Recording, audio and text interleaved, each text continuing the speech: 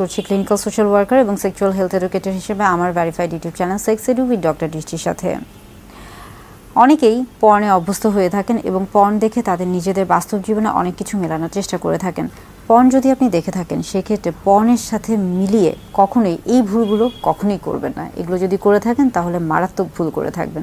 প্রথমত হচ্ছে যে বডির সাইজ এবং শেপ। পর্নে যে তারকাদেরকে দেখানো হয়ে থাকে সেই ক্ষেত্রে সেখানে নায়ক এবং নায়িকার চরিত্রে যিনি থাকেন সেক্ষেত্রে দেখা যাচ্ছে যে তাদের শারীরিক যে অবকাঠামো দেখানো হয়ে থাকে সেটা আসলে একদম কৃত্রিমভাবে তৈরি করা থাকে। সেখানে দেখা যাচ্ছে যে বিভিন্ন রকমের যেহেতু এডিটিং থাকে বা বিভিন্ন ধরনের কৃত্রিম পন্থা থাকে, যার কারণে স্বাভাবিক তার যে শারীরিক অবকাঠামো সেটা অনেক সময় বোঝা যায় না, বা তারা যেহেতু সেখানে এডিটিংটা এমনভাবে করে থাকেন যে মনে হয় যে তার শরীরের যে অবকাঠামো সেটাই বোধহয় পৃথিবীতে সবচেয়ে সুন্দর শারীরিক অবকাঠামো, এবং এই শারীরিক অবকাঠামো সবারই থাকা উচিত। সেটা হতে পারে ছেলের ক্ষেত্রে, হতে পারে মেয়ের ক্ষেত্রে, অর্থাৎ স্বামী স্ত্রী উভয়ের ক্ষেত্রে। এবং তাদেরকে সেই সকল পর্ন তারকাদেরকে দেখে যদি আপনি আপনার স্বামী বা স্ত্রীর সাথে সেগুলো মিলাতে যান, বিশেষ করে স্ত্রীদের ক্ষেত্রে বলা হয়ে থাকে যে অনেকে মনে করে থাকেন যে বুবসের আকার যদি বড় হয়ে থাকে বা ব্রেস্ট যদি বড় হয়ে থাকে, কিংবা অনেক সময় বলা হয়ে থাকে যে কোমর যদি চিকন হয়ে থাকে বা নিতম্বের যে আকারটা সেটা যদি প্রসারিত হয়ে থাকে সেই ক্ষেত্রে হয়তো বা তাকে অনেকে মনে করে থাকেন যে তিনি সেক্ষেত্রে অনেক বেশি যৌন আবেদনময়ী হতে পারে বা সেক্সি হতে পারে। এই ধারণাটা ভুল। আবার পুরুষদের ক্ষেত্রেও দেখা যাচ্ছে যে সেখানে অনেক সময় দেখানো হয়ে থাকে যে একজন পুরুষ যিনি পর্ন তারকা তার মধ্যে দেখানো হচ্ছে যে যেটা আজকাল আমরা সবাই জানি বা পরিচিত 6 প্যাক 8 প্যাক, অর্থাৎ তার মাংসপেশির যে একটা অবকাঠামো দেখানো হয়ে থাকে, এটা কিন্তু খুব একটা স্বাভাবিক না। কারণ আপনারা যারা স্বাভাবিক কাজে আমরা যারা ব্যস্ত থাকি বা আমরা যারা দৈনন্দিন জীবনযাপন করছি তাদের সাথে যখন আমরা পর্ন তারকাদেরকে মিলাতে যাব তখন কখনোই কিন্তু এটা স্বাভাবিকভাবে মিলবে না, কারণ তাদের কাজই হচ্ছে এটা, এবং তারা মূলত ওই কাজের জন্যই তাদের শরীরকে তাদের নিজেদেরকে তৈরি করে থাকে। তাই কখনোই পর্ন তারকার সাথে নিজের স্বামী বা স্ত্রীর সাথে কখনোই মিলাতে যাবেন না, বিশেষ করে শারীরিক অবকাঠামো তো নাই। আরেকটা গুরুত্বপূর্ণ এবং খুবই গুরুত্বপূর্ণ একটি বিষয় হচ্ছে সেটা হচ্ছে স্কোয়ার্টিং এবং হচ্ছে ডিসচার্জ। পর্নে দেখানো হয়ে থাকে, বিশেষ করে পর্ন তারকা বা নায়িকাদের ক্ষেত্রে দেখানো হয়ে থাকে যে সহবাসের পরে বা সেক্সের পরে স্ত্রীর ক্ষেত্রে বা নারীর ক্ষেত্রে অনেক বেশি পরিমাণে ভ্যাজাইনাল ডিসচার্জ হয়ে থাকে। অর্থাৎ দেখানো হয়ে থাকে যে পর্ন তারকাদের ক্ষেত্রে যিনি স্ত্রীর ভূমিকায় আছেন বা যিনি নারীর ভূমিকায় আছেন তার ক্ষেত্রে দেখানো হচ্ছে যে সেক্সের পরে তার যে ডিসচার্জটা হচ্ছে, যোনিপথ থেকে যে রসটা বের হচ্ছে সেটার পরিমাণটা অনেক বেশি, অর্থাৎ অর্গাজমের ক্ষেত্রে দেখানো হচ্ছে যে সেটার পরিমাণ অনেক বেশি হয়ে থাকে।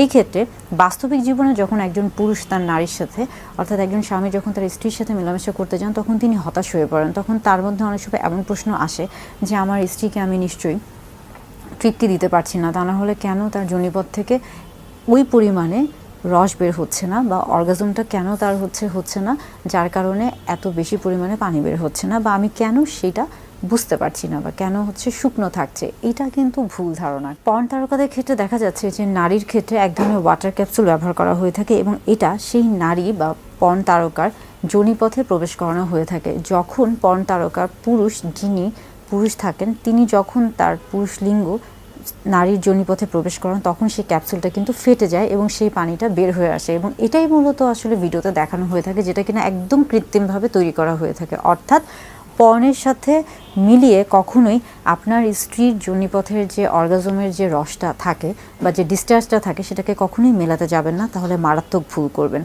একইভাবে যদি পুরুষদের ক্ষেত্রে বলে থাকি যে পর্নের পুরুষদের ক্ষেত্রে দেখানো হয়ে থাকে যে সেখানে পুরুষদের যে বীর্যটা বের হচ্ছে বা যে সিমেন্টটা বের হচ্ছে সেটা অনেকটাই সাদা দুধের মতো বা ঘন হয়ে থাকে, টক দইয়ের মতো। এটা কিন্তু ভুল ধারণা। সেখানেও কিন্তু এক ধরনের ওয়াটার ক্যাপসুল ব্যবহার করা হয়ে থাকে, এবং যার কারণে সেটার রঙটা কিন্তু এতটাই গাঢ় থাকে এবং সেটার পরিমাণও অনেক ঘন থাকে, বেশি থাকে।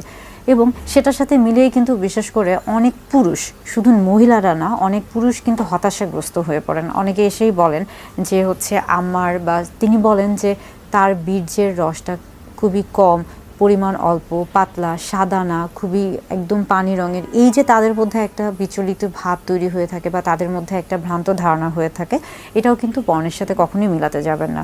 একটা জিনিস খেয়াল করবেন যে পর্নে যারা অভিনয় করছে, যে নায়ক বা নায়িকা বা যে তারকারা, যেহেতু এটা তাদের পেশা, এই পেশা তারা ভালোভাবে করতে গিয়ে দেখা যাচ্ছে যে ঠিক ওই মুহূর্তে বা ওই কয়েকদিন আগে বা ওই ভিডিওটা করার আগে তারা বেশ কয়েকদিন বিভিন্ন ধরনের ওষুধ গ্রহণ করে থাকে বা বিভিন্ন ধরনের কার্যকলাপ করে থাকে, যার কারণে তাদেরকে যেন ওই ভিডিওতে সবচেয়ে ভালো দেখায়। কারণ ধরুন যে 100টা পর্ন আছে বা 10টা পর্ন আছে, সেই 100টা বা 10টা পর্ন থেকে আপনি কেন তাদের পর্নটাই নির্বাচন করবেন? সেই ক্ষেত্রে তাদেরকে অবশ্যই অনেক বেশি ইফোর্ট দিতে হবে, অনেক বেশি কাজ করতে হবে, এবং সেই ক্ষেত্রে এডিটিংটাও তাদেরকে এমন সূক্ষ্মভাবে তৈরি করতে হবে যে যেন আপনি ওটা দেখতে বাধ্য হন, এবং সেখানে এত বেশি অবাস্তব কাল্পনিক জিনিস তৈরি করা হয়ে থাকে যে মানুষ হয়তো বা অনেক সময় সেটাকেই বাস্তব মনে করে থাকে। অর্থাৎ পর্নের সাথে এই বিষয়গুলোকে কখনোই মেলানো যাবে না।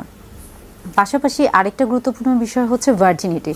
পর্নে দেখানো হয়ে থাকে অনেক সময় যে ভার্জিনিটির একটি ক্যাপসুল, এই ভার্জিনিটি ক্যাপসুল মূলত নারীর যোনিপথে প্রবেশ করানো হয়ে থাকে, এবং এটা যখন পুরুষ লিঙ্গ প্রবেশ করে সাথে সাথে এটা ফেটে যায় এবং এখান থেকে একটা রক্তের মতো লাল বর্ণ বের হয়ে থাকে, এবং সেই ধারণা থেকে অনেকে মনে করে থাকেন যে স্ত্রীর যোনিপথে পুরুষ লিঙ্গ প্রথমবার প্রবেশ করা মানেই সেখানে রক্তপাত হওয়া, এবং সেটাকে অনেকে ভার্জিনিটি মনে করে থাকেন, ভার্জিন মনে করে থাকেন।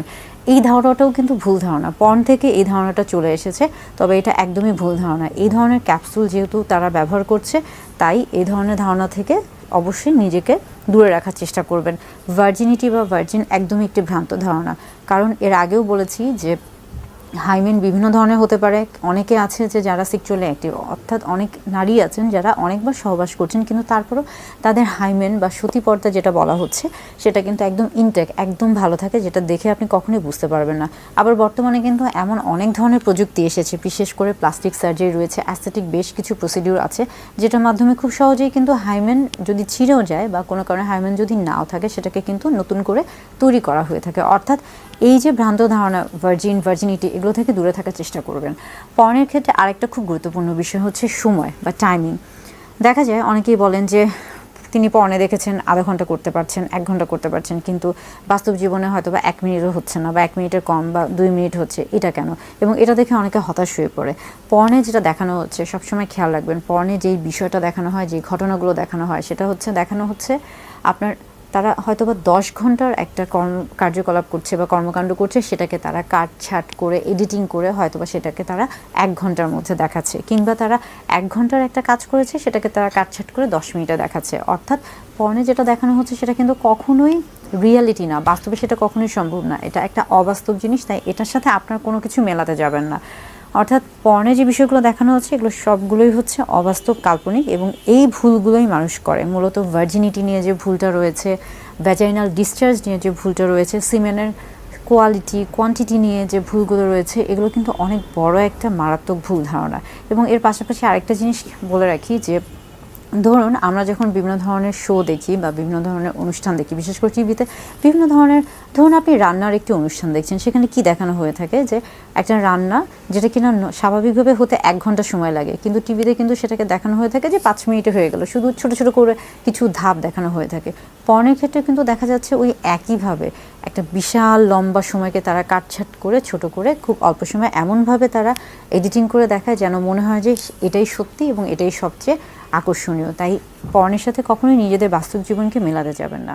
যৌন স্বাস্থ্য নিয়ে যদি আপনাদের অন্য কোনো কিছু প্রশ্ন জানার থাকে, সেই ক্ষেত্রে এসেছে আমার প্রথম বই সেক্স এডুকেশন। বইটি প্রকাশিত হয়েছে কুষ্টিয়া প্রকাশনী থেকে। বইটি সংগ্রহ করতে পারেন 01830